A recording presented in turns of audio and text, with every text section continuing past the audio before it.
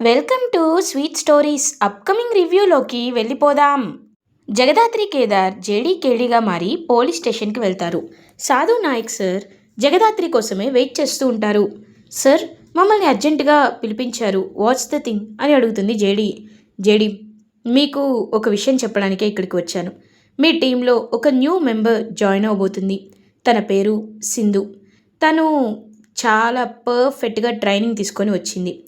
మీ టీంలోనే join అవ్వాలి అని పట్టుపట్టింది. తను అన్నిట్లో the highest score physical test exams కానీ మెయిన్స్లో కానీ అన్నిట్లో తను టాపర్గా నిలిచింది. కాకపోతే తనకి ఉన్న ఒక మైనస్ పాయింట్ ఏంటంటే తనకి కాస్త ధైర్యం తక్కువ. నువ్వే ఎలా అయినా నీ టీంలో తన్ని జాయిన్ చేసుకొని తనకి ధైర్యాన్ని మోటివేషన్ని ఇవ్వాలి. అప్పుడే తను హ్యాపీగా ఒక బెస్ట్ పోలీస్ ఆఫీసర్ ఐపీఎస్ ఆఫీసర్గా బయటకు వస్తుంది. I think you can understand right అని అంటారు. సార్, మీరు ఒకరి గురించి ఇంతలా ఇంట్రొడక్షన్ ఇవ్వడం మేమైతే ఎప్పుడు వినలేదు. మాకు కూడా తను ఎవరో చూడాలి అనిపిస్తుంది. తన్ని పిలిపించారా అని అడుగుతుంది.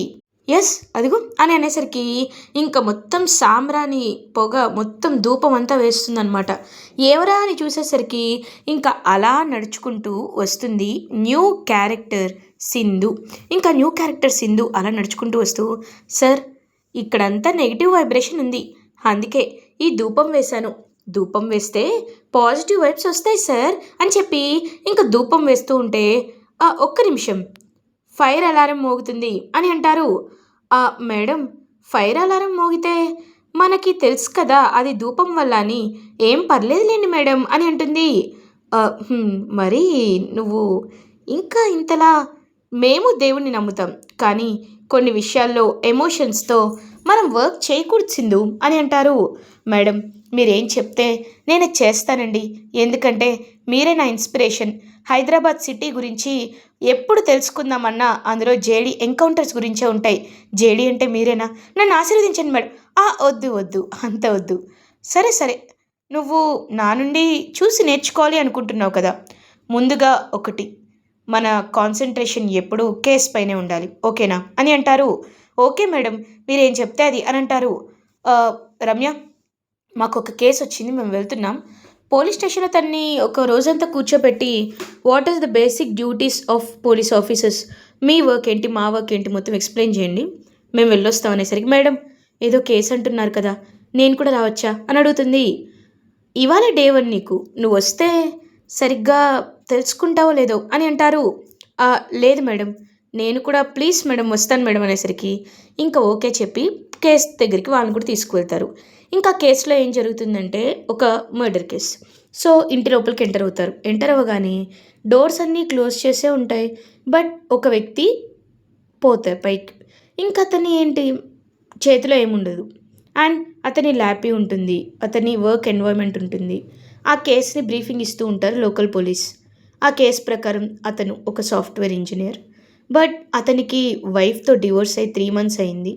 వైఫ్తో డివోర్స్ అయిన ప్రెజర్ వల్లే తానంతట తానే ఇలాంటి డెసిషన్ తీసుకోవాలనుకున్నాడు. కాబట్టి స్లీపింగ్ పిల్స్ కూడా ఉన్నాయి, వాటిని తీసుకున్నాడు, వెళ్ళిపోయాడు అని చెప్పి బ్రీఫింగ్ ఇస్తూ ఉంటారు. ఇంక వెంటనే, మేడం ఇది మర్డర్ మేడం, ఇది తనంతట తాను చనిపోయింది కాదు అని అంటుంది న్యూ క్యారెక్టర్ సింధు. ఒక్కసారిగా జేడీకేడీ షాక్ అవుతారు. అంత ఖచ్చితంగా ఎలా చెప్పగలుగుతున్నావు అని అంటారు. మేడం ఒకసారి ఇట్రండి అని చెప్పి తన్ని తీసుకువెళ్తుంది. ఇంకక్కడ విండో ఉంటుంది. ఆ విండోకి పెయింట్ వేసి ఉంటుంది కొత్తగా. మేడం ఒకసారి చూసారా, ఈ 2 కిటికీలని ఒకసారి గమనించండి. అంటే ఇప్పుడు మనకి విండోకి 2 సైడ్స్ ఉంటాయి కదా, 2 ఇలా తలుపులు. ఒక తలుపు ఏమో ఓల్డ్గా ఉంది, ఇంకొక తలుపు న్యూగా పెయింట్ చేసి ఉంది. ఎందుకై ఉంటుంది? ఖచ్చితంగా మర్డరర్ ఎంటర్ అయ్యేటప్పుడు ఈ విండోని బ్రేక్ చేసి ఉంటాడు. అందుకే ఈ విండోని బ్రేక్ చేశాడు కాబట్టే మళ్ళీ అతను దాన్ని రీప్లేస్ చేయలేడు. కాబట్టి కొత్త విండోని ఇక్కడ కొత్త డోర్ని పెట్టి వెళ్ళాడు. పెయింట్ చూడండి ఇంకా ఆరలేదు కూడా. అంటే ఎవరో కావాలనే వచ్చి క్రియేట్ చేశారు కదా, అది అర్థమవుతుంది కదా మేడం అని అంటారు. Well done Sindhu, very very brilliant. నిజంగా నువ్వు ఆలోచించిన విధానం నన్ను చాలా ఇంప్రెస్ చేసింది. It's very very impressive. Okay వెళ్ళు. అయితే పోలీస్ మీకైనా ఇప్పటికైనా అర్థమైంది కదా, ఆ కోణంలో ఇన్వెస్టిగేషన్ చేయండి.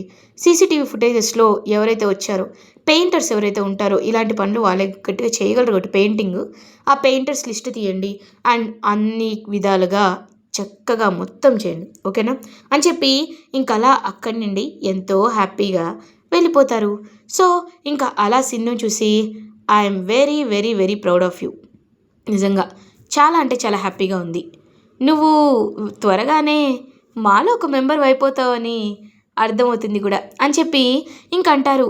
ఎస్, మాకు కూడా కావాల్సింది అదే, ఎందుకంటే నీలో మెంబర్ అవ్వడమే కదా నేను కోరుకునేది అని చెప్పి ఇంకా అలా అక్కడి నుండి సింధు వెళ్ళిపోతుంది. వెంటనే పక్కకొచ్చి ఫోన్ చేసి, హలో అమ్మా, నేను నువ్వనుకున్నట్టే చేస్తున్నాను, కరెక్ట్గానే ఉంది, నువ్వేమీ కంగారు పడాల్సిన అవసరం లేదు అని ఇంకా అలా అక్కడ నుండి వెళ్ళిపోతుంది. అంటే జేడీ వాళ్ళకి తనకి something is there in flashback that will be revealed soon. అప్పుడే రివీల్ చేయరు, త్వరలోనే రివీల్ చేస్తారు. But maybe she is a negative character or something.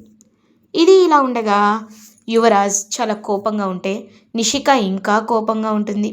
ఇంకా వెంటనే అలా నిషిక అయితే యువరాజ్కి దూరంగా వెళ్తుంటే కౌశిక్ ఇదంతా చూస్తుంది.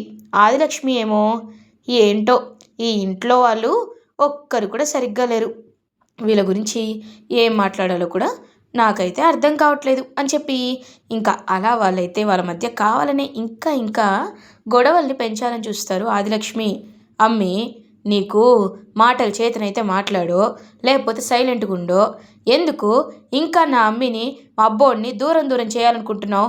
అమ్మి నిషి, అబ్బోడేదో తెలియక చేసి ఉండాలే అని అనేసరికి తెలియక చేశాడా అత్తయ్య? తెలియక చేస్తే ఆ ఆ వేస్ట్ ఫెలోతో నాకెందుకు సారీ చెప్పిస్తాడు? తెలియక చేస్తే ఎందుకు సారీ చెప్పిస్తాడు?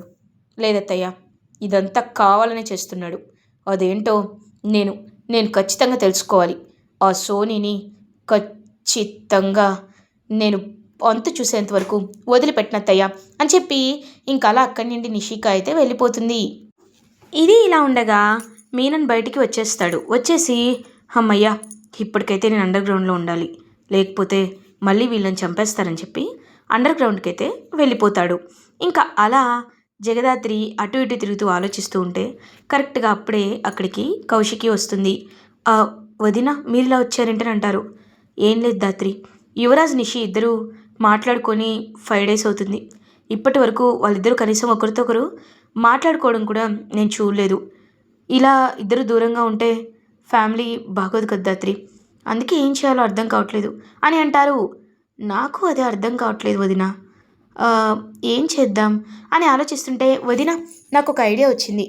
ఇప్పుడు ఎలాగో ఆషాఢ మాసం కదా, వారాహి అమ్మవారి నవరాత్రులు వస్తున్నాయి కదా, 12 రోజుల నవరాత్రుల్ని మనం నవరాత్రుల్ని మనం జరిపిద్దాం వదిన. సో ఆ నవరాత్రులు జరిపిస్తే మనం కోరుకున్న కోరిక తీరుతుందంట. అలా నిషికాకి తన దగ్గర అవ్వాలని మనం ప్రార్థిద్దాం. అది మాత్రమే కాదు, వ్రతంలో భాగంగా రోజు యువరాజ్ కాళ్ళు నమస్కరించుకోవాలి, అలాంటి నియమాలు కూడా ఉంటాయి కదా. కాబట్టి ఆ నియమాలన్నీ పాటిస్తూ అయినా కనీసం యువరాజ్ నిషిక ఇద్దరు ఒకరి మనసులో ఒకరున్నది అర్థమైనా చేసుకుంటారని అంటారు. అయితే ఆ వ్రతాన్ని మనం కూడా పాటిద్దాం దాత్రి అని అంటారు.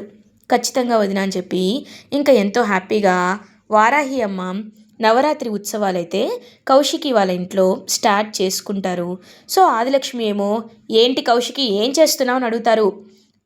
నవరాత్రిలు వారాహి అమ్మ ఉత్సవాల్ని జరిపిద్దాం అనుకుంటున్నారు కదా పిన్ని గారు, ఇంకా మీరు ఎందుకు అలా అడుగుతున్నారు అని అంటుంది జగదాత్రి.